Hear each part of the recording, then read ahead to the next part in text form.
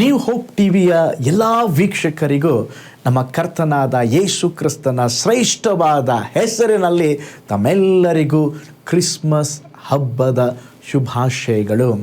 ತಂದೆಯಾದ ದೇವರಿಂದಲೂ ನಮ್ಮ ಕರ್ತನಾದ ಯೇಸು ಕ್ರಿಸ್ತನಿಂದಲೂ ನಿಮಗೆ ಕೃಪೆಯು ಶಾಂತಿಯು ಆಗಲಿ. ಈ ದಿನ ಒಂದು ಸಂಭ್ರಮದ ದಿನ, ಸಂತೋಷದ ದಿನ, ಒಂದು ಪರಿಶುದ್ಧವಾದ ದಿನ, ನಮ್ಮ ಜೀವನದಲ್ಲಿ ಹೊಸತನ್ನು ತರುವ ದಿನವಾಗಿದೆ. ಏಕೆಂದರೆ ಸುಮಾರು 2000 ವರ್ಷಗಳ ಹಿಂದೆ ಬೆತ್ಲೆಹೇಮಿನ ಒಂದು ಸರಳ ಒಂದು ಗೋದಲಿಯಲ್ಲಿ ಜನಿಸಿ ಬಂದವರು ನಮ್ಮ ಯೇಸು ಸ್ವಾಮಿಯವರು. ಅವರು 2000 ವರ್ಷಗಳ ಹಿಂದೆ ಜನಿಸಿದ್ದಾರೆ ಎಂಬುದಾಗಿ ಹೇಳುವುದಕ್ಕಿಂತಲೂ 2000 ವರ್ಷಗಳ ಹಿಂದೆ ಜನಿಸಿದ ಯೇಸು ಕ್ರಿಸ್ತನು ಇಂದು ನನ್ನೊಳಗೆ ಜನಿಸುತ್ತಾರೆ, ಅವರು ವಾಸಿಸುತ್ತಿದ್ದಾರೆ ಎಂಬುದಾಗಿ ಹೇಳುವುದೇ ಒಂದು ದೊಡ್ಡ ಆಶೀರ್ವಾದ. ಕ್ರಿಸ್ತನೊಂದಿಗೆ ಆಚರಿಸುವ ಹಬ್ಬವೇ ಕ್ರಿಸ್ಮಸ್. ಕ್ರಿಸ್ತನು ನಮ್ಮೊಳಗೆ ಜನಿಸಿದರೆ ಅದುವೇ ನಿಜವಾದ ಕ್ರಿಸ್ಮಸ್. ಅನೇಕರು ಅರಮನೆಗಳಲ್ಲಿ ಕಾಯುತ್ತಿದ್ದರು, ಮೆಸ್ಸಿಯನ್ನು ಜನಿಸುತ್ತಾನೆ, ರಕ್ಷಕನು ಜನಿಸುತ್ತಾನೆಂಬುದಾಗಿ. ಆದರೆ ದೇವರು ಅರಮನೆಯನ್ನು ಆರಿಸಿಕೊಳ್ಳಲಿಲ್ಲ, ಒಂದು ಸಾಧಾರಣವಾದ ಗೋದಲಿಯನ್ನು ಆಯ್ಕೆ ಮಾಡಿಕೊಂಡರು. ಅವರು ತೋರಿಸಿದ ಮಾರ್ಗ ಅದು ಪ್ರೀತಿಯ ಮಾರ್ಗವಾಗಿತ್ತು, ಕರುಣೆಯ ಮಾರ್ಗವಾಗಿತ್ತು, ಸತ್ಯದ ಮಾರ್ಗವಾಗಿತ್ತು, ಒಂದು ಬೆಳಕಿನ ಮಾರ್ಗವಾಗಿತ್ತು. ಹಸಿದವರಿಗೆ ಅವರು ಅನ್ನವಾದರು, ಬಾಯಾರಿದವರಿಗೆ ಅವರು ನೀರಾದರು. ದೇವರನ್ನ ಹುಡುಕುವ ಹೃದಯದಲ್ಲಿ ಇಂದು ಕೂಡ ಯೇಸು ಸ್ವಾಮಿ ಜನಿಸುತ್ತಾ ಇದ್ದಾರೆ. ಆಕಾಶದಲ್ಲಿ ಪ್ರಕಾಶಿಸಿದ ಒಂದು ನಕ್ಷತ್ರ ಜ್ಞಾನಿಗಳಿಗೆ ದಾರಿ ತೋರಿಸಿದಂತೆ ಯೇಸು ಕ್ರಿಸ್ತನ ಉಪದೇಶಗಳು, ಯೇಸು ಸ್ವಾಮಿಯ ಬೆಳಕು ನಮ್ಮ ಜೀವಿತದಲ್ಲಿ ದಾರಿಯನ್ನ ತೋರಿಸುವಂಥದ್ದಾಗಿದೆ. ಕ್ರಿಸ್ಮಸ್ ಅಂತ ಹೇಳಿದರೆ ದೇವರ ಪ್ರೀತಿ ಮಾನವನನ್ನ ಹುಡುಕಿ ಬಂದಂಥ ದಿನವಾಗಿದೆ. ಕ್ರಿಸ್ತ ಜಯಂತಿ ಎಂದರೆ ಯೇಸು ಕ್ರಿಸ್ತನು ಈ ಲೋಕದಲ್ಲಿ ಮನುಷ್ಯನಾಗಿ ಜನಿಸಿ ಮಾನವ ಕುಲವನ್ನ ರಕ್ಷಿಸಿ ಪರಲೋಕದ ಕಡೆಗೆ ಕರೆದುಕೊಂಡು ಹೋಗಲು ಬಂದಂಥ ಒಂದು ಅದ್ಭುತವಾದಂಥ ದಿನವಾಗಿದೆ.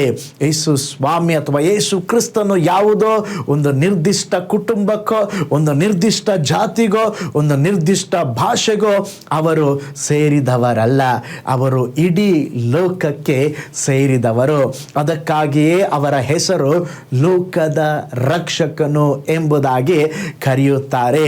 ಯೇಸು ಕ್ರಿಸ್ತನು ಒಂದು ಧರ್ಮದ ದೇವರಲ್ಲ, ಅವರು ಎಲ್ಲ ಜನರ ದೇವರಾಗಿದ್ದಾರೆ.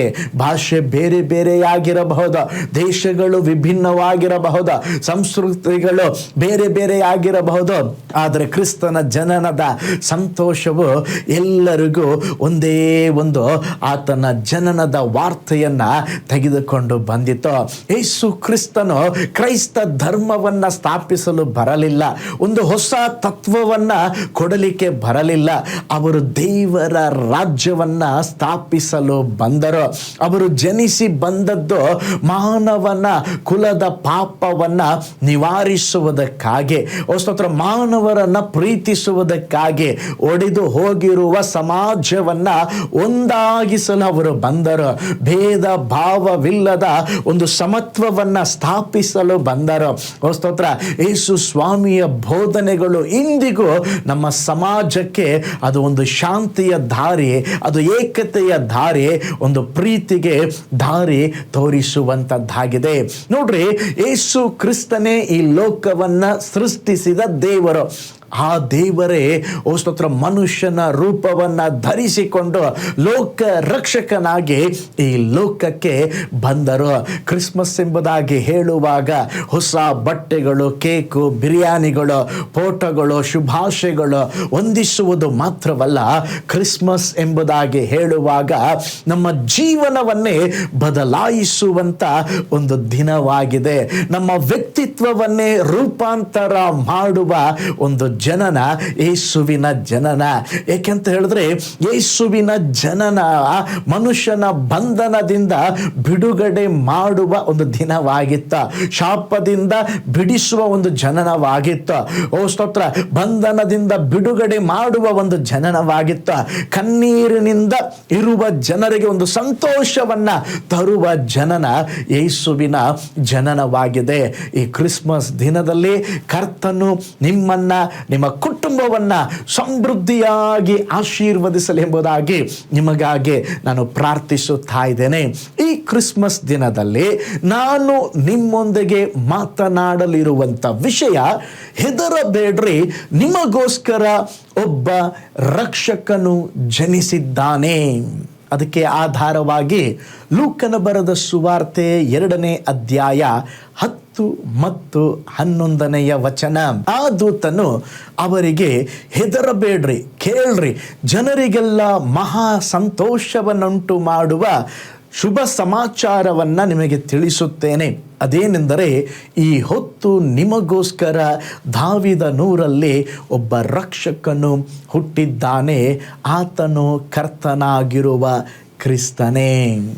ನೋಡ್ರಿ, ಆ ದೂತನು ಇಲ್ಲಿ ಬಂದು ಹೇಳುತ್ತಿದ್ದಾನೆ, ಹೆದರಬೇಡ್ರಿ, ನಿಮಗೋಸ್ಕರ ಒಬ್ಬ ರಕ್ಷಕನು ಜನಿಸಿದ್ದಾನೆ.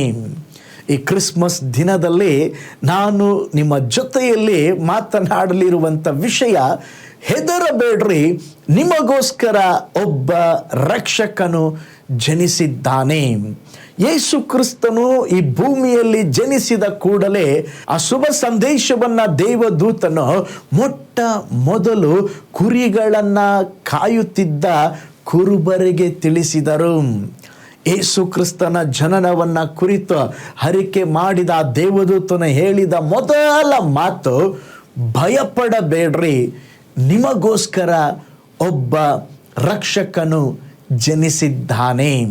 ಈ ಕ್ರಿಸ್ಮಸ್ ದಿನದಲ್ಲಿ ಕೂಡ ಕರ್ತನು ನಮ್ಮನ್ನ ನೋಡಿ ಹೇಳುತ್ತಿದ್ದಾರೆ, ಭಯಪಡಬೇಡ್ರಿ, ನಾನು ನಿಮಗೋಸ್ಕರವಾಗಿ ಈ ಲೋಕದಲ್ಲಿ ಜನಿಸಿ ಬಂದಿದ್ದೇನೆ. ಈ ಲೋಕದಲ್ಲಿ ಇಂದು ಭಯ ಇದೆ, ಆತಂಕ ಇದೆ, ನೋವು ಇದೆ, ಯುದ್ಧ ಇದೆ, ರೋಗ ಇದೆ, ಬಡತನ ಇದೆ. ಆದರೆ ಇಂಥ ಅಂಧಕಾರದ ಮಧ್ಯದಲ್ಲಿ ಆಕಾಶದಿಂದ ಒಂದು ಘೋಷಣೆ ಕೇಳಿ ಬಂದಿತು. ದೇವದೂತನು ಹೇಳುತ್ತಿದ್ದಾನೆ, ಹೆದರಬೇಡ್ರಿ, ನಿಮಗೋಸ್ಕರ ಒಬ್ಬ ರಕ್ಷಕನು ಜನಿಸಿದ್ದಾನೆ.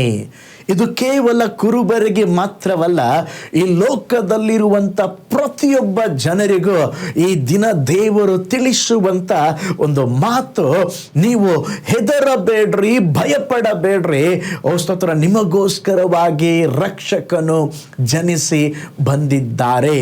ಇಂದು ಒಂದು ವೇಳೆ ನೀವು ಸಮಾಜದಿಂದ ನಿರ್ಲಕ್ಷಿಸಲ್ಪಟ್ಟಿರಬಹುದು, ಮರೆಯಲ್ಪಟ್ಟಿರಬಹುದು, ಭಯ ಪಡುತ್ತಾ ಇರಬಹುದು. ಆದರೆ ಭಯಪಡಬೇಡ್ರಿ, ನಿಮಗೋಸ್ಕರ ರಕ್ಷಕನು ಜನಿಸಿದ್ದಾರೆ. ಯೇಸು ಕ್ರಿಸ್ತನ ಜನನವನ್ನು ಕುರಿತು ದೇವದೂತನು ಹೇಳಿದ ಮುಖ್ಯವಾದ ಸಂದೇಶ, ಹೆದರಬೇಡ್ರಿ. ಯಾಕೆ ಹೆದರಬಾರದು? ಈ ಹೊತ್ತು ನಿಮಗೋಸ್ಕರ ದಾವೀದನೂರಲ್ಲಿ ಒಬ್ಬ ರಕ್ಷಕನು ಜನಿಸಿದ್ದಾನೆ. ಪ್ರಿಯರೇ, ಇಂದು ಯಾವುದಾದ್ರೂ ಕಾರ್ಯದ ಕುರಿತಾಗಿ ನೀವು ಭಯಪಡುತ್ತಿದ್ದೀರಾ? ಇದು ಹೇಗೆ ಸಂಭವಿಸುತ್ತದೆ, ಏನು ಮಾಡುವುದು, ಯಾಕೆ ಹೀಗಾಯಿತೆಂಬಂಥ ಒಂದು ಕಾರ್ಯ ನಿಮ್ಮನ್ನು ಭಯಪಡಿಸುತ್ತಿರಬಹುದಾ? ಅಥವಾ ಯಾವುದೋ ಒಂದು ಭಯದಲ್ಲಿ ನೀವು ಜೀವಿಸುತ್ತಾ ಇರಬಹುದಾ? ಒಂದು ಭವಿಷ್ಯದ ಭಯ ನಿಮ್ಮನ್ನು ಕಾಡುತ್ತಿರಬಹುದಾ? ಆರೋಗ್ಯದ ಭಯ ಕಾಡುತ್ತಿರಬಹುದಾ? ಕುಟುಂಬದ ಭಯ ಕಾಡುತ್ತಿರಬಹುದಾ? ಒಂದು ವೇಳೆ ಸಾಲ, ಉದ್ಯೋಗ, ಮಕ್ಕಳ ಕುರಿತು ಭಯ, ನಿಮ್ಮ ರೋಗದ ಕುರಿತು ಭಯ, ನಿಮ್ಮ ಅವಶ್ಯಕತೆಗಳ ಕುರಿತು ಭಯ, ಭವಿಷ್ಯದ ಕುರಿತಾಗಿ ಭಯ, ದುಷ್ಟ ಶಕ್ತಿಗಳ ಕುರಿತಾಗಿ ಭಯ, ನಿಮಗೆ ವಿರೋಧವಾಗಿ ಎದ್ದಿರುವ ವೈರಿಗಳ ಕುರಿತಾಗಿ ಭಯ. ಹೀಗೆ ಯಾವುದೋ ಒಂದು ಕಾರ್ಯ ನಿಮ್ಮನ್ನ ಭಯಪಡಿಸುತ್ತಿರಬಹುದು, ನೀವು ಸಹ ಭಯಪಡುತ್ತಿರಬಹುದು. ಆದರೆ ದೇವರು ಹೇಳುತ್ತಿದ್ದಾರೆ, ಯೇಸುವಿನ ಜನನ ಬಂದಾಗ ದೇವದೂತನು ಹೇಳಿದ ಒಂದೇ ಒಂದು ಮಾತು, ನೀವು ಹೆದರಬೇಡ್ರಿ, ಭಯಪಡಬೇಡ್ರಿ. ಯೇಸುವಿನ ಜನನ ಭಯವನ್ನ ಕಿತ್ತು ಎಸೆಯಿತು. ಯೇಸುವಿನ ಜನನ ಭಯವನ್ನ ಹೋಗಲಾಡಿಸುವಂತದ್ದಾಗಿದೆ. ಯೇಸುವಿನ ಜನನ ಭಯಕ್ಕೆ ಒಂದು ನಾಂದಿ ಹಾಡಿತು. ಯೇಸು ಸ್ವಾಮಿ ಲೋಕದಲ್ಲಿ ಅವರು ಜನಿಸಿ ಬಂದದ್ದು ಜನರ ಭಯವನ್ನ ತೆಗೆದು ಹಾಕಲು. ಪರಿಸ್ಥಿತಿಗಳು ಹೀಗಿವೆ ಅಲ್ಲ, ಏನು ಮಾಡುವುದೆಂಬುದಾಗಿ ನೀವು ಭಯಭ್ರಾಂತರಾಗಿರಬಹುದು. ನಿಮ್ಮ ಭಯವನ್ನ ಮಾರ್ಪಡಿಸಲು ಯೇಸು ಸ್ವಾಮಿ ಇದ್ದಾರೆ. ನಿಮ್ಮ ಭಯವನ್ನ ಹೋಗಲಾಡಿಸಲು, ನಿಮಗೆ ಒಂದು ಸಂತೋಷದ ಜೀವನವನ್ನ ಕೊಡಲು ಸ್ತೋತ್ರ ಯೇಸು ಸ್ವಾಮಿ ಲೋಕದಲ್ಲಿ ಜನಿಸಿ ಬಂದರು.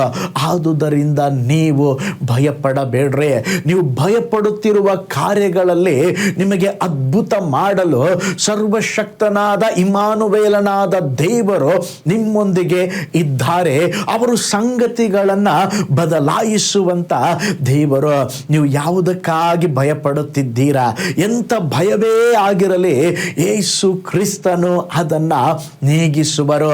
ನಿಮ್ಮ ಭಯವನ್ನ ಮಾರ್ಪಡಿಸಿ ನಿಮ್ಮ ಜೀವಿತದಲ್ಲಿ ನಿಮಗೊಂದು ಅದ್ಭುತವನ್ನ ಮಾಡುವರು. ನೋಡ್ರಿ, ನಾವು ಭಯದಲ್ಲಿ ಬಾಳಬೇಕೆಂಬುದಾಗಿ ದೇವರು ಬಯಸುವುದಿಲ್ಲ. ಭಯ ನಿಮ್ಮ ಜೀವನದ ಅತ್ಯಂತ ಒಂದು ದೊಡ್ಡ ಶತ್ರುವಾಗಿದೆ. ನಿಮ್ಮನ್ನ ಯಾರೂ ಪ್ರೀತಿಸುವುದಿಲ್ಲ ಎಂಬಂತ ಭಯ ನಿಮಗಿರಬಹುದು. ನನ್ನ ಜೀವನಕ್ಕೆ ಒಂದು ಅರ್ಥ ಇಲ್ಲ ಎಂಬಂತ ಒಂದು ಭಯ ನಿಮಗಿರಬಹುದು. ಯಾರೂ ನನ್ನನ್ನ ಕಾಳಜಿ ವಹಿಸುವುದಿಲ್ಲ, ಗಮನಿಸುವುದಿಲ್ಲ ಎಂಬಂತ ಭಯ ಇರಬಹುದಾ. ಆದರೆ ನಿಜವಾದ ಪ್ರೀತಿಯನ್ನ ಎಂದು ಕಂಡುಕೊಂಡಿಲ್ಲ ಎಂಬ ಭಯ ಇರಬಹುದಾ. ಸ್ತೋತ್ರ, ಜನರು ನಿನ್ನ ನಿಜ ಸ್ವರೂಪವನ್ನ ತಿಳಿದರೆ ನಿಮ್ಮನ್ನ ತಳ್ಳಿ ಹಾಕುತ್ತಾರೆ ಎಂಬಂತ ಭಯ ಇರಬಹುದಾ. ನನಗೆ ಏನಾಗುತ್ತದೆ ಎಂಬಂತ ಒಂದು ಮರಣದ ಭಯ ಕೂಡ ಇರಬಹುದಾ. ಆದರೆ ಭಯಪಡಬೇಡ್ರಿ. ದೇವರು ನಿಮ್ಮ ಭಯವನ್ನ ನೀಗಿಸುವುದು ಮಾತ್ರವಲ್ಲ, ನೀವು ಎಂದೆಂದಿಗೂ ಭಯವಿಲ್ಲದೆ ಜೀವಿಸುವಂತ ಒಂದು ಜೀವಿತವನ್ನ ದೇವರು ನಿಮಗೆ ದಯಪಾಲಿಸಲಿಕ್ಕಿದ್ದಾರೆ. ಅಂದು ಕುರುಬರಿಗೆ ತಿಳಿಸಿದಂತೆ ಇಂದು ನಮಗೆ ದೇವರು ಹೇಳುತ್ತಿದ್ದಾರೆ, ಭಯಪಡಬೇಡ್ರಿ, ನಿಮಗೋಸ್ಕರ ನಾನು ಜನಿಸಿ ಬಂದಿದ್ದೇನೆ. ಕ್ರಿಸ್ತನ ಜನನದ ಕುರಿತು ನೋಡುವಾಗ ಭಯಪಡಬೇಡ್ರಿ ಎಂಬುದಾಗಿ ಒಮ್ಮೆ ಅಲ್ಲ 4 ಬಾರಿ ಬರ್ತದೆ. ಯೇಸುವಿನ ಜನನದಲ್ಲಿ ಭಾಗಿಯಾಗಿದ್ದ ಪ್ರತಿಯೊಬ್ಬರಲ್ಲಿ ಭಯವನ್ನ ಉಂಟು ಮಾಡಿತು. ಆ 4 ವ್ಯಕ್ತಿಗಳಿಗೆ ದೇವರು ತಿರುಗಿ ತಿರುಗಿ ಹೇಳಿದ ಮಾತು, ಭಯಪಡಬೇಡ್ರಿ. ದೂತನು ಕುರುಬರನ್ನ ಸಂಧಿಸಿ ಹೇಳಿದ ಮಾತು, ಹೆದರಬೇಡ್ರಿ, ಭಯಪಡಬೇಡ್ರಿ, ನಿಮಗೋಸ್ಕರ ರಕ್ಷಕನು ಜನಿಸಿದ್ದಾನೆ. ಎರಡನೇದಾಗಿ ದೂತನು ಜಕರೀಯನನ್ನ ಸಂಧಿಸಿದಾಗ ಹೇಳಿದಂತ ಮಾತು, ಜಕರೀಯನೇ ಭಯಪಡಬೇಡ, ನಿನ್ನ ವಿಜ್ಞಾಪನೆ ದೇವರಿಗೆ ಮುಟ್ಟಿದೆ. ಮೂರನೇದಾಗಿ ಮರಿಯಳನ್ನ ದೂತನು ಸಂಧಿಸಿದಾಗ ಹೇಳಿದಂತ ಮಾತು, ಹೆದರಬೇಡ, ನಿನಗೆ ದೇವರ ದಯೆ ದೊರಕಿತು. ನಾಲ್ಕನೇದಾಗಿ ದೂತನ ಕನಸಿನಲ್ಲಿ ಯೋಸೇಫನಿಗೆ ಹೇಳಿದ ಮಾತು, ಅಂಜಬೇಡ, ನೀನು ಮರಿಯಳನ್ನ ಸೇರಿಸಿಕೋ. ಆ ಕ್ರಿಸ್ಮಸ್ ಹಬ್ಬದ ಸೀಸನ್ಗಳಲ್ಲಿ ಮುಖ್ಯ ಈ 4 ವ್ಯಕ್ತಿಗಳ ಜೊತೆಯಲ್ಲಿ ಸಹ ದೇವರು ತಿಳಿಸಿದ ಒಂದೇ ಒಂದು ಮಾತು, ಭಯಪಡಬೇಡ್ರಿ. ಈ ಕ್ರಿಸ್ಮಸ್ ದಿನದಲ್ಲಿ ಕೂಡ ದೇವರು ನಮ್ಮನ್ನ ನೋಡಿ ಹೇಳುತ್ತಿದ್ದಾರೆ, ಅಮ್ಮ ನೀನು ಭಯಪಡಬೇಡ, ಸಹೋದರ ಸಹೋದರಿಯೇ ನೀನು ಭಯಪಡಬೇಡ. ಒಂದು ವೇಳೆ ಮರಣದ ಭಯ ಸಹ ನಿಮ್ಮನ್ನ ಕಾಡಿಸುತ್ತಿರಬಹುದು. ಒಬ್ಬ ಸಹೋದರ ಇದ್ದ, ಅವನಿಗೆ ಒಂದು ಮರಣದ ಭಯ, ಬೆಳಗ್ಗೆಯಿಂದ ರಾತ್ರಿವರೆಗೂ ಭಯ. ಸ್ತೋತ್ರ, ಅವನಿಗೆ ಆ ಮರಣದ ಭಯ ಹೇಗೆ ಆವರಿಸಿಕೊಂಡಿತ್ತಂತ ಹೇಳಿದ್ರೆ, ಒಂದು ಲೈಟ್ ಸ್ವಿಚ್ ಹಾಕಲು ಆನ್ ಮಾಡಲಿಕ್ಕೆ ಅವನಿಗೆ ಭಯ. ಯಾಕೆಂದ್ರೆ ಶಾಕ್ ಹೊಡೆದ ನಾನು ಸತ್ತು ಹೋಗಿ ಬಿಡುತ್ತೇನೋ ಎಂಬಂತ ಒಂದು ಭಯ. ಫ್ಯಾನ್ ಅನ್ನ ಕೆಳಗೆ ಕೂತುಕೊಂಡ್ರೆ ಒಂದು ವೇಳೆ ಫ್ಯಾನ್ ಅನ್ನ ಮೇಲೆ ಬೀಳುತ್ತದೋ ಎಂಬಂತ ಒಂದು ಭಯ. ಬೈಕ್ನಲ್ಲಿ ಹೋಗುವಾಗ ನನಗೆ ಅಪಘಾತವಾಗುತ್ತದೋ ಎಂಬಂತ ಒಂದು ಭಯ. ಬಸ್ಸಿನಲ್ಲಿ ಹೋಗುವಾಗ ಅಯ್ಯೋ ಒಂದು ವೇಳೆ ಬಸ್ಸು ಎಲ್ಲಿಯಾದ್ರೂ ಹೋಗಿ ಅಪಘಾತವಾಗಿ ನನ್ನ ಜೀವಿತವನ್ನು ನಾನು ಕಳ್ಕೊಂಡು ಬಿಡುತ್ತೇನೋ ಎಂಬಂತ ಒಂದು ಭಯ. ನಡೆದುಕೊಂಡು ಹೋದ್ರೆ ಯಾರಾದರೂ ನನಗೆ ವಾಹನದಿಂದ ಬಂದು ಡಿಕ್ಕಿ ಹೊಡೆದು ಅಪಘಾತ ಮಾಡಬಹುದೋ ಎಂಬಂತ ಭಯ. ಹೀಗೆ ಅವನು ಬೆಳಿಗ್ಗೆಯಿಂದ ರಾತ್ರಿವರೆಗೆ, ರಾತ್ರಿ ಮಲಗಿದ್ರು, ಕಣ್ಣು ತೆರೆದ್ರು ಭಯ, ಕಣ್ಣು ಮುಚ್ಚಿದ್ರು ಭಯ. ಆದರೆ ಅವನ ಜೀವಿತದಲ್ಲಿ ಆ ಭಯ ಆಳ್ವಿಕೆ ಮಾಡುವಾಗ ಆ ಮರಣದ ಕತ್ತಲು ಅವನನ್ನ ಸ್ತೋತ್ರ ಆಳ್ವಿಕೆ ಮಾಡುತ್ತಾ ಇತ್ತು. ಏನು ಮಾಡುವುದು ಗೊತ್ತಿಲ್ಲ. ಆದರೆ ಒಂದು ದಿನ ಹಲ್ಲೆಲೂಯ ಅವನು ಯೇಸುವಿನ ಸಂದೇಶವನ್ನು ಕೇಳಿದ. ಯೇಸು ಸ್ವಾಮಿಯವರನ್ನು ತನ್ನ ಹೃದಯದಲ್ಲಿ ಅಂಗೀಕಾರ ಮಾಡಿದಾಗ ಯೇಸುವಿನ ಬೆಳಕು ಅವನ ಹೃದಯದಲ್ಲಿ ಪ್ರವೇಶಿಸಿದ ಕೂಡಲೇ ಅವನಲ್ಲಿದ್ದಂಥ ಆ ಮರಣದ ಭಯ ಮಾಯವಾಯಿತು. ಪ್ರೀತಿಯುಳ್ಳ ದೇವಜನರೇ, ರಕ್ಷಕನಾದ ಯೇಸು ಕ್ರಿಸ್ತನ ನಿನ್ನ ಹೃದಯದಲ್ಲಿ ಜನಿಸಿದರೆ ಎಲ್ಲ ಭಯ ಓಡಿ ಹೋಗುತ್ತದೆ. ಇನ್ನೊಂದು ಸಾರಿ ಹೇಳ್ತೇನೆ, ರಕ್ಷಕನಾದ ಯೇಸು ಕ್ರಿಸ್ತನು ನಿನ್ನ ಹೃದಯದಲ್ಲಿ ಜನಿಸಿದರೆ ನಿನ್ನ ಎಲ್ಲ ಭಯಗಳು ನೀಗಿ ಹೋಗುತ್ತದೆ. ಇದುವರೆಗೂ ನೀನು ಯೇಸು ಕ್ರಿಸ್ತನನ್ನು ಸ್ವಂತ ರಕ್ಷಕನಾಗಿ ಅಂಗೀಕರಿಸಲಿಲ್ಲವಾದರೆ ಈಗಲೇ ಪ್ರಾರ್ಥಿಸಿರಿ. ಯೇಸುವೇ, ನನ್ನ ಪಾಪಗಳನ್ನು ಕ್ಷಮಿಸು, ನಿನ್ನ ರಕ್ತದಿಂದ ನನ್ನ ಹೃದಯವನ್ನು ತೊಳೆ, ನನ್ನ ಹೃದಯದಲ್ಲಿ ಬಾ, ನಿನ್ನನ್ನು ರಕ್ಷಕನಾಗಿ ಅಂಗೀಕರಿಸ್ತೇನೆ ಎಂಬುದಾಗಿ ಭಾರದಿಂದ ಪ್ರಾರ್ಥಿಸಿರಿ. ಓ ಸ್ತೋತ್ರ, ರಕ್ಷಕನಾದ ಯೇಸು ಕ್ರಿಸ್ತನ ನಿಮ್ಮ ಹೃದಯದಲ್ಲಿ ಜನಿಸುವರು. ಅವರು ನಿಮ್ಮ ಹೃದಯದಲ್ಲಿ ಜನಿಸುವಾಗ ನಿಮ್ಮ ಭಯ ನೀಗಿ ಹೋಗುತ್ತದೆ. ಓ ಸ್ತೋತ್ರ, 2000 ವರ್ಷಗಳ ಹಿಂದೆ ಯೇಸು ಸ್ವಾಮಿ ಬೆತ್ಲೆಹೇಮಿನಲ್ಲಿ ಜನಿಸಿದ ಹಾಗೆ ಇವತ್ತು ನಿನ್ನ ಹೃದಯದಲ್ಲಿ ಅವರು ಜನಿಸಲು ಬಯಸುತ್ತಿದ್ದಾರೆ. ಯಾರ ಹೃದಯದಲ್ಲಿ ಯೇಸು ಸ್ವಾಮಿ ಜನಿಸುತ್ತಾರೋ ಅವರ ಜೀವಿತದಲ್ಲಿ ಭಯಗಳು ಇರೋದಿಲ್ಲ, ಭಯವು ನೀಗಿ ಹೋಗುತ್ತದೆ. ನಿಮ್ಮ ಲೈಫಲ್ಲಿ ಸ್ತೋತ್ರ, ಭಯವು ನೀಗಿ ಹೋಗಬೇಕಾದ್ರೆ ನೀತಿ ಸೂರ್ಯನಾದ ಯೇಸುವಿನ ಬೆಳಕು ನಿಮ್ಮ ಮೇಲೆ ಪ್ರಕಾಶಿಸಬೇಕು. ಅದಕ್ಕೆ ಮಲಾಕಿ ಗ್ರಂಥ 4:2 ಹೇಳುತ್ತದೆ, ನನ್ನ ನಾಮದಲ್ಲಿ ಭಯಭಕ್ತಿ ಇಟ್ಟಿರುವ ನಿಮಗೋ ಧರ್ಮವೆಂಬ ಸೂರ್ಯನ ಸ್ವಸ್ಥತೆಯನ್ನ ಉಂಟು ಮಾಡುವ ಕಿರಣವುಳ್ಳವನಾಗಿ ಮೂಡುವನು. ಈ ವಾಕ್ಯವನ್ನು ಹಳೇ ಕಾಲದಲ್ಲೇ ಸ್ತೋತ್ರ ಒಂದು ಕತ್ತಲೆಯ ಪರಿಸ್ಥಿತಿಯಲ್ಲಿ ಇದ್ದಂಥ ಜನರಿಗೆ ದೇವರು ಹೇಳುತ್ತಾ ಇದ್ದಾರೆ, ನೀವು ಭಯದಲ್ಲಿ ಇದ್ದೀರಾ, ನೀವು ಕಾರ್ಗತ್ತಲಿನ ಅನುಭವದಲ್ಲಿ ಇದ್ದೀರಾ, ಆದರೆ ನಿಮ್ಮ ಕತ್ತಲೆಯನ್ನು ನೀಗಿಸುವುದಕ್ಕೆ ಒಂದು ಬೆಳಕು ಬರಲಿಕ್ಕಿದೆ. ಆ ಬೆಳಕು ಯಾರು? ಯೇಸು ಸ್ವಾಮಿ. ಹಲ್ಲೆಲೂಯ. ಇವತ್ತಿಗೂ ಕೂಡ ಅನೇಕ ಮನೆಗಳಲ್ಲಿ ಸಮಾಧಾನವಿಲ್ಲ, ಅನೇಕ ಮನುಷ್ಯರಲ್ಲಿ ಸಮಾಧಾನವಿಲ್ಲ. ಆ ಸಮಾಧಾನವನ್ನು ಕೊಡುವುದಕ್ಕಾಗಿ ನಿಮ್ಮ ಜೀವಿತದಲ್ಲಿ ಒಂದು ಬೆಳಕು ಪ್ರವೇಶಿಸುವಾಗ ಕತ್ತಲು ನೀಗಿ ಹೋಗ್ತದಲ್ವಾ, ಹಾಗೆ ಯೇಸು ಸ್ವಾಮಿ ಅವರು ಈ ಲೋಕಕ್ಕೆ ಬೆಳಕಾಗಿದ್ದಾರೆ. ಅವರು ನಿನ್ನ ಜೀವಿತದಲ್ಲಿ ಪ್ರವೇಶಿಸುವಾಗ, ನಿನ್ನ ಜೀವಿತದಲ್ಲಿ ಅವರು ಜನಿಸುವಾಗ, ನಿನ್ನ ಹೃದಯದಲ್ಲಿ ಜನಿಸುವಾಗ ಎಲ್ಲ ಕತ್ತಲೆಯ ಅಂಧಕಾರದ ಪಾಪಗಳು, ಕತ್ತಲೆಯ ಶಕ್ತಿಗಳು ನೀಗಿ ಹೋಗುವಂಥದ್ದಾಗಿದೆ. ಓ ಸ್ತೋತ್ರ, ಈ ಕ್ರಿಸ್ಮಸ್ ದಿನದಲ್ಲಿ ನೀತಿ ಸೂರ್ಯನಾದ ಯೇಸು ಕ್ರಿಸ್ತನು ನಮ್ಮ ಹೃದಯಗಳಲ್ಲಿ ಜನಿಸಬೇಕು. ಯೇಸು ಕ್ರಿಸ್ತನು ಯಾರ ಜೀವನದಲ್ಲಿ ಜನಿಸುತ್ತಾರೋ ಅವರ ಜೀವಿತದಲ್ಲಿ ಕತ್ತಲು ಹೋಗಿ ಬೆಳಕು ಮೂಡುತ್ತದೆ. ಇನ್ನೊಂದು ಸಾರಿ ಹೇಳ್ತೇನೆ, ಯೇಸು ಸ್ವಾಮಿ ಯಾರ ಜೀವಿತದಲ್ಲಿ ಅವರು ಜನಿಸುತ್ತಾರೋ ಅವರ ಜೀವಿತದಲ್ಲಿ ಕತ್ತಲು ಹೋಗಿ ಅವರ ಜೀವಿತದಲ್ಲಿ ಬೆಳಕು ಮೂಡುತ್ತದೆ. ಅದಕ್ಕೆ ಬೈಬಲ್ ಹೇಳುತ್ತದೆ, ಕತ್ತಲಲ್ಲಿ ವಾಸಿಸಿದ ಆ ಸೀಮೆಗಳ ಜನರಿಗೆ ಒಂದು ದೊಡ್ಡ ಬೆಳಕು ಕಾಣಿಸ್ತಂತೆ, ಕಾರ್ಗತ್ತಲಾದ ದೇಶದವರೆಗೆ ಸೂರ್ಯೋದಯವಾಯಿತಂತೆ. ನಿಮ್ಮ ಜೀವಿತದಲ್ಲಿ ಕೂಡ ಅನೇಕ ಕತ್ತಲೆಯ ಶಕ್ತಿಗಳು ಕ್ರಿಯೆ ಮಾಡುತ್ತಾ ಇರಬಹುದಾ? ಈ ಕ್ರಿಸ್ಮಸ್ ದಿನದಲ್ಲಿ ಧರ್ಮವೆಂಬ ಸೂರ್ಯನು, ನೀತಿ ಸೂರ್ಯನು ನಿಮ್ಮ ಮೇಲೆ ಉದಯಿಸಲಿಕ್ಕಿದ್ದಾರೆ. ನಿಮ್ಮ ಜೀವಿತದಲ್ಲಿರುವ ದುಃಖವು, ಕತ್ತಲೆಯು, ಅಂಧಕಾರವು ಈ ಕ್ರಿಸ್ಮಸ್ ದಿನದಲ್ಲಿ ನೀಗಿ ಹೋಗಲಿಕ್ಕಿದೆ. ಆದರೆ ನೀನು ಮಾಡಬೇಕಾದ ಒಂದು ಕಾರ್ಯ, ಯೇಸು ಸ್ವಾಮಿ ಈ ಲೋಕದಲ್ಲಿ ಜನಿಸಿ ಬಂದಿರುವಾಗ ಅವರನ್ನು ನಾವು ಅಂಗೀಕಾರ ಮಾಡಬೇಕು, ಅವರನ್ನು ನಾವು ನಂಬಬೇಕು. ನನ್ನ ಲೈಫಲ್ಲಿ ಅವರು ಕತ್ತಲೆಯನ್ನು ನೀಗಿಸುತ್ತಾರೆ, ನನ್ನ ಪಾಪ ಶಾಪವನ್ನು ನೀಗಿಸುತ್ತಾರೆ ಎಂಬುದಾಗಿ ಯೇಸು ಸ್ವಾಮಿ ಲೋಕದಲ್ಲಿ ಬಂದದ್ದೇ ನಿನ್ನ ಪಾಪದ ಕತ್ತಲೆಯನ್ನು ನೀಗಿಸುವುದಕ್ಕೆ. ಜೀವಿತದಲ್ಲಿ ಒಂದು ದೊಡ್ಡ ಕಾರ್ಗತ್ತಲು ಯಾವುದು ಗೊತ್ತಾ? ಪಾಪದ ಜೀವಿತ. ಆ ಪಾಪದ ಜೀವಿತ ಒಬ್ಬ ವ್ಯಕ್ತಿಯನ್ನು ಕತ್ತಲಾಗಿಸುತ್ತದೆ, ಒಬ್ಬ ವ್ಯಕ್ತಿಯನ್ನು ನರಕಕ್ಕೆ ಕೊಂಡೊಯ್ಯುತ್ತದೆ. ಆ ನರಕದಿಂದ ಬಿಡಿಸುವುದಕ್ಕಾಗಿ, ಸ್ವರ್ಗದಲ್ಲಿ ಸೇರಿಸುವುದಕ್ಕಾಗಿ ಯೇಸು ಸ್ವಾಮಿ ಈ ಲೋಕದಲ್ಲಿ ಜನಿಸಿ ಬಂದರು.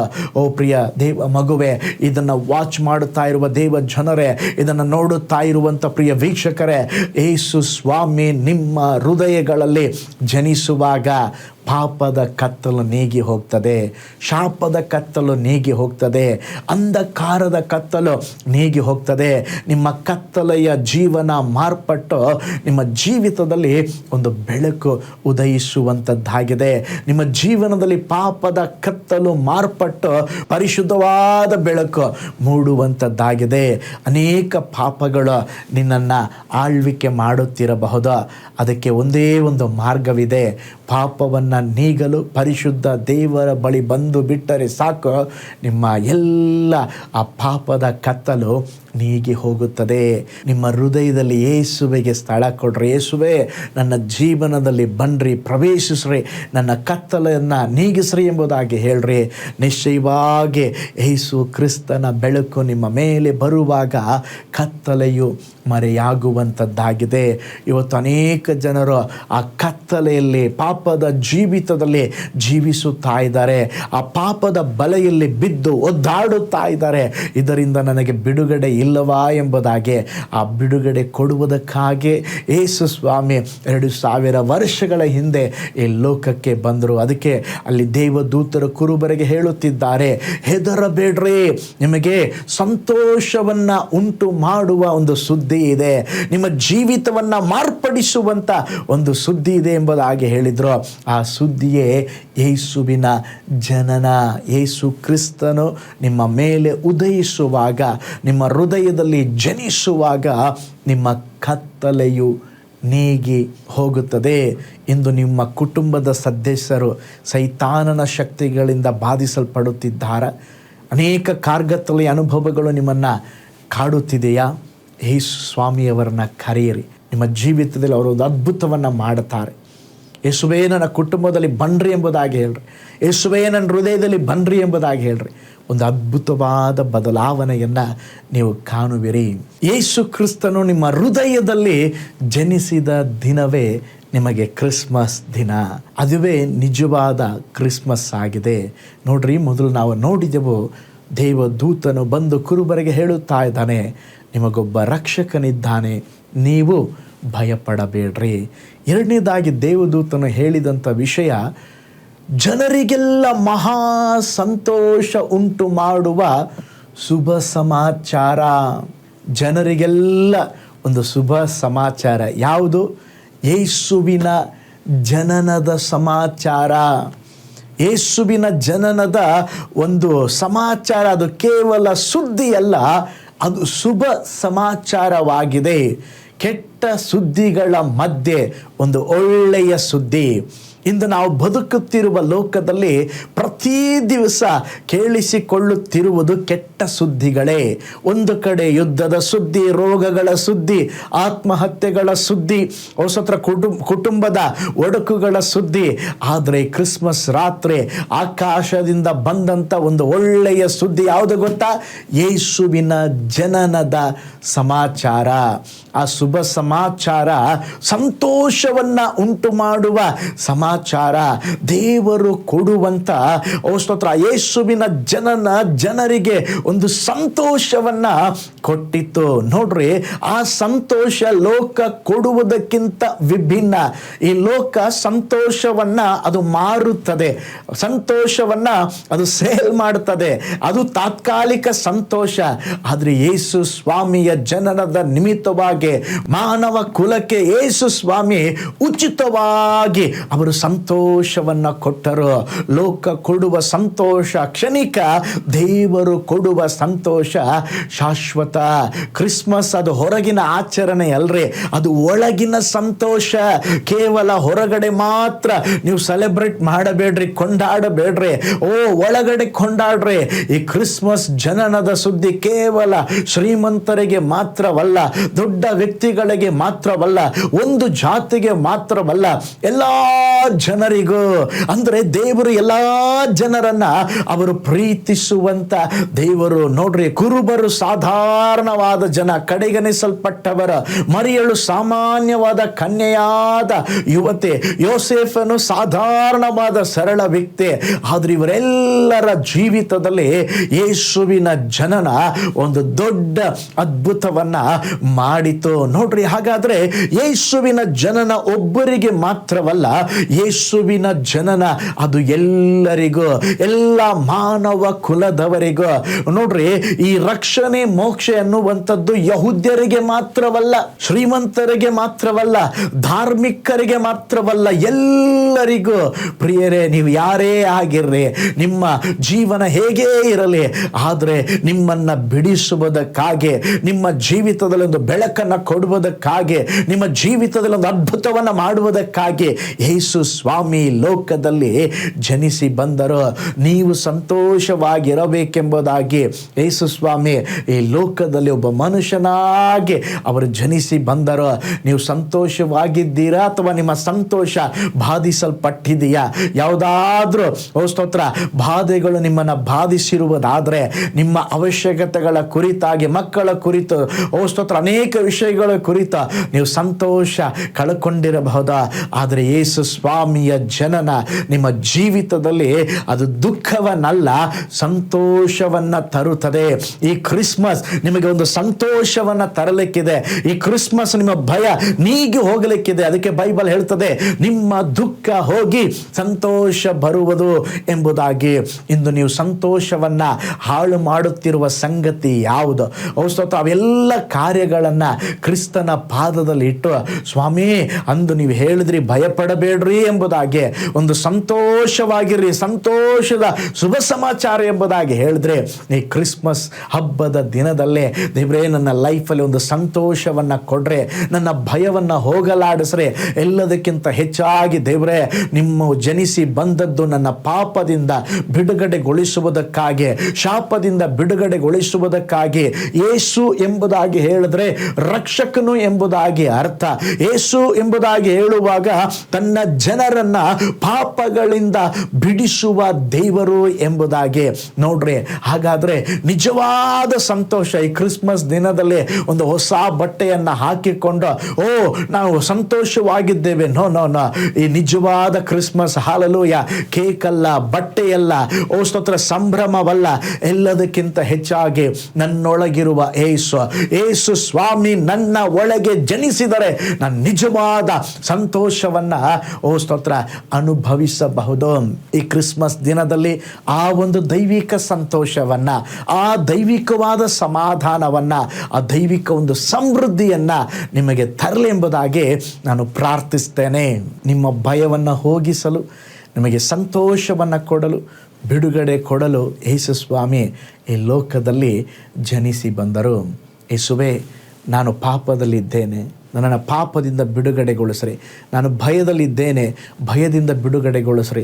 ನನ್ನ ಲೈಫಲ್ಲಿ ಒಂದು ದುಃಖ ಇದೆ, ದುಃಖದಿಂದ ಬಿಡುಗಡೆಗೊಳಿಸಿ ನನಗೆ ಸಂತೋಷವನ್ನು ಕೊಡ್ರಿ ಎಂಬುದಾಗಿ ಈ ಕ್ರಿಸ್ಮಸ್ ದಿನದಲ್ಲೇ ಪ್ರಾರ್ಥಿಸ್ರಿ. ನಿಮ್ಮ ಜೀವಿತದಲ್ಲಿ ದೇವರು ದೊಡ್ಡ ಅದ್ಭುತವನ್ನು ಮಾಡಲಿಕ್ಕಿದ್ದಾರೆ. ಹಾಗಾದರೆ ಈ ಕ್ರಿಸ್ಮಸ್ ದಿನದಲ್ಲಿ ಕರ್ತನು ಒಂದು ದೈವಿಕ ಸಂತೋಷ, ನಿಮ್ಮೆಲ್ಲ ಭಯವನ್ನು ನೀಗಿಸಿ ಒಂದು ದೊಡ್ಡ ಅದ್ಭುತವನ್ನು ದೇವರು ತರಲಿ. ನಿಮಗೋಸ್ಕರವಾಗಿ, ನಿಮ್ಮ ಕುಟುಂಬಕ್ಕಾಗಿ ನಾನು ಪ್ರಾರ್ಥಿಸ್ತೇನೆ. ನಾವಿರುವ ಸ್ಥಳದಲ್ಲಿ ಒಂದು ನಿಮಿಷ ನಾವು ಕಣ್ಗಳನ್ನು ಮುಚ್ಚಿ ನಾವು ಪ್ರಾರ್ಥನೆ ಮಾಡೋಣ, ದೇವರನ್ನು ದೃಷ್ಟಿಸೋಣ. ಓ ಹಾಲೆಲೂಯ, ಹಾಲೆಲೂಯ. ಯೇಸು ಸ್ವಾಮಿಯವರ ಜನನ ನನ್ನನ್ನು ಭಯದಿಂದ ಬಿಡುಗಡೆಗೊಳಿಸ್ತು, ಪಾಪದಿಂದ ಬಿಡುಗಡೆಗೊಳಿಸ್ತು. ದುಃಖವಾಗಿದ್ದ ಸ್ತೋತ್ರ ನನ್ನ ಜೀವಿತದಲ್ಲಿ ಒಂದು ಸಂತೋಷವನ್ನು ತಂದಿತ್ತು.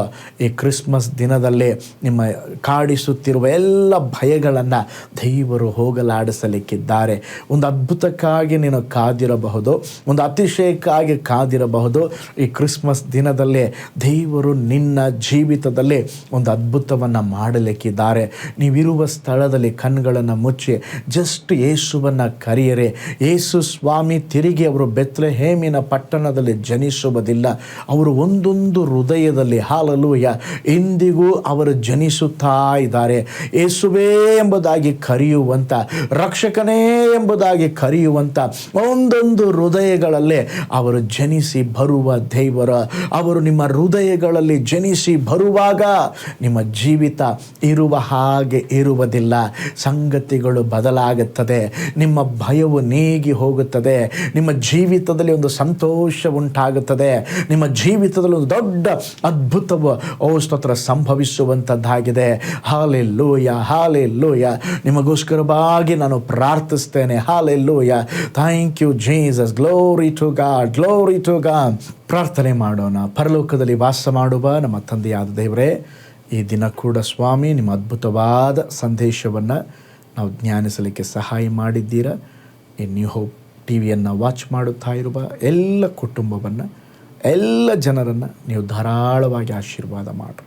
ನಿನ್ನ ಕೃಪೆ ಒಬ್ಬೊಬ್ಬರ ಮೇಲಿರಲಿ. ಈ ಕ್ರಿಸ್ಮಸ್ ದಿನದಲ್ಲಿ ಒಂದು ದೊಡ್ಡ ಅದ್ಭುತ ಒಬ್ಬೊಬ್ಬರ ಜೀವಿತದಲ್ಲಿ ಸಂಭವಿಸಲಿ. ಅತಿಶಯವಾದ ಕಾರ್ಯವನ್ನು ಮಾಡಿರಿ. ಯೇಸುವಿನ ಹೆಸರಿನಲ್ಲಿ ತಂದೆಯೇ, amen. Praise Lord. New hope TV ಎಲ್ಲ ವೀಕ್ಷಕರಿಗೆ ಇನ್ನೊಂದು ಸಾರಿ ಕ್ರಿಸ್ಮಸ್ ಹಬ್ಬದ ಶುಭಾಶಯಗಳು. ದೇವರು ನಿಮ್ಮನ್ನು, ಕುಟುಂಬವನ್ನು ಬ್ಲೆಸ್ ಮಾಡಲಿ. God bless you.